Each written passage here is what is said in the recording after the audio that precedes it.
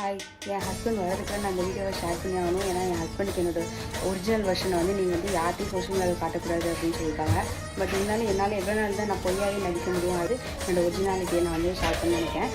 என்ன அப்படின்னா, யூஸ்வலாக நம்ம தமிழ்நாட்டில் பார்த்திங்கன்னா, நம்ம இந்தியாவிலே பார்த்திங்கன்னா பசுமாடு, அப்புறம் குரங்கு, அப்புறம் கிளி, மயில், இந்த மாதிரி எல்லா ஜீவராசிகளையும் வந்து தெய்வமாக கும்பிடுவாங்க.